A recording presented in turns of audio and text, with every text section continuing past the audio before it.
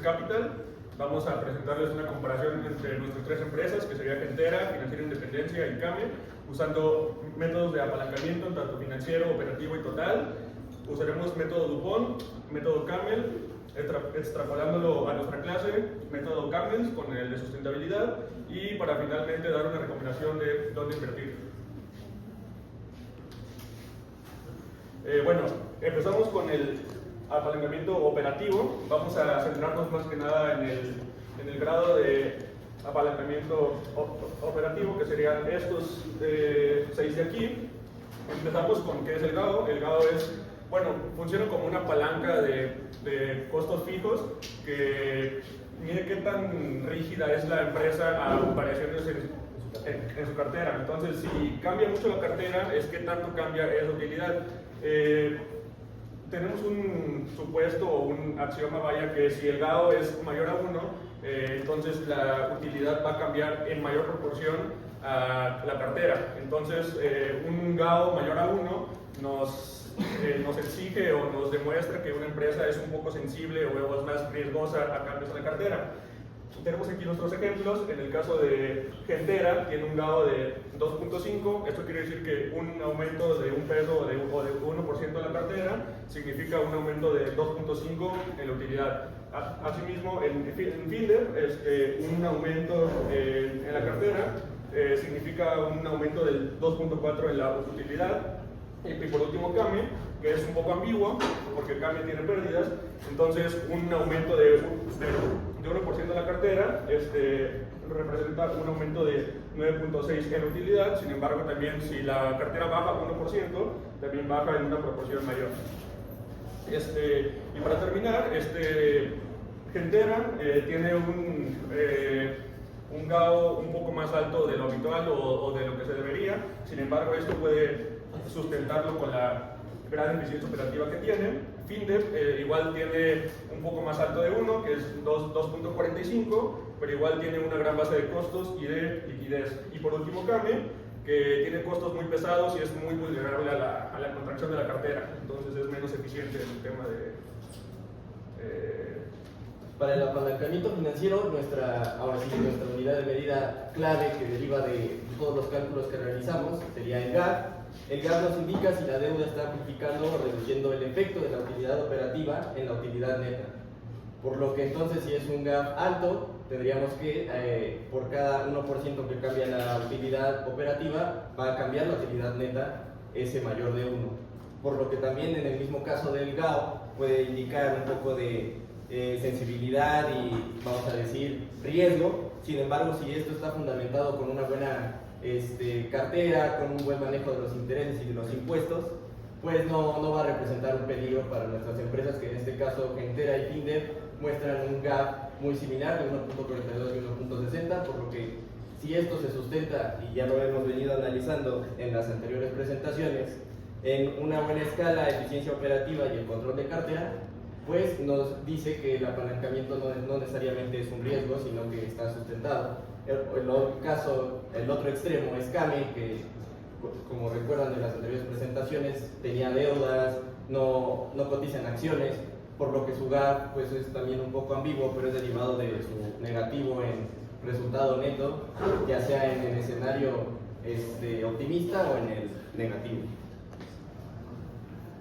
Bueno, para finalizar este tema de apalancamientos, tenemos el apalancamiento total, que es el GAT, el grado de apalancamiento total. Esto nos integra estos dos apalancamientos anteriores, o sea, es una combinación entre ambos, y un GAT muy alto nos proporciona una mayor potencial para invertir. Sin embargo, también hay una volatilidad un poco más alta. En Gentera, por ejemplo, tenemos 3.57, que una subida de un 1% en la cartera representa una subida del casi 3.6 en la UPA o en la utilidad por acción. Esto podemos resumirlo en que tiene un GAO alto, pero un GAF un poco más conservador. Entonces está sustentable todavía. Finder tiene 3.92, igual un aumento de 1%, es un aumento de 3.92 en la UPA. Esto tiene un potencial un poco más alto en la rentabilidad conforme a Gentera, sin embargo tiene un poco más de volatilidad. Y por último, CAME, igual un cambio un poco ambiguo, porque tiene dos gas.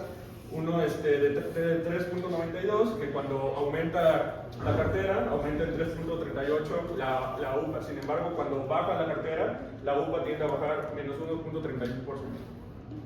Y bueno, esto tiene que ver con el GAO tan elevado que tiene y el GAP tan bajo que tiene. Entonces hay una dualidad inversa ahí que no permite que CAME tenga un GAP lineal.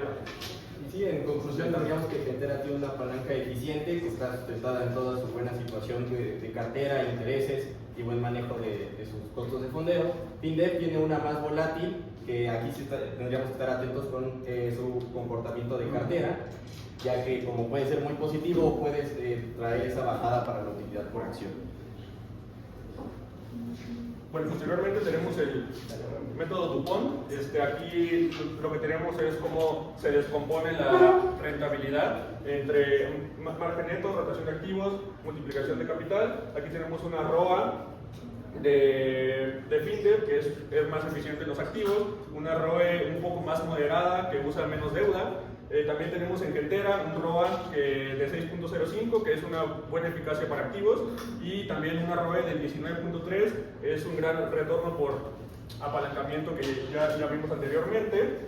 Y por último CAME, que tiene un ROA de menos 7.1, o sea que tiene una eficiencia de activos casi nula, o bueno, negativa en este caso, y el ROE de menos 55.28, que bueno, como vimos, su apalancamiento agrava toda la situación. ¿Y dónde tiene sus rendimientos FinDev? FinDev es más que nada por los activos. Gracias a su control de gastos y a la calidad de cartera. Y en sí, pues están reñidas. Igual Gentera por su margen neto y por su gran ROE. Ambas son sensibles a la cartera, sin embargo, No tanto como no tanto. Acá están nuestras razones para el índice de CAME. Nos enfocamos en el capital y en los activos, ya que determina directamente el riesgo y el costo del crédito. En earnings tenemos que define si la institución puede acumular capital y sostener ese crecimiento. Para capital tiene un peso menos importante, ya que pues aunque el capital actúe como colchón inmediato ante pérdidas, la fortaleza va a depender ahora sí de la cartera y de los activos. El management, que es el control operativo, debe de tener uno bueno, ya que son microfinancieras y sin una gestión eficiente, pues aunque tengas buena cartera no vas a realizar un buen desempeño.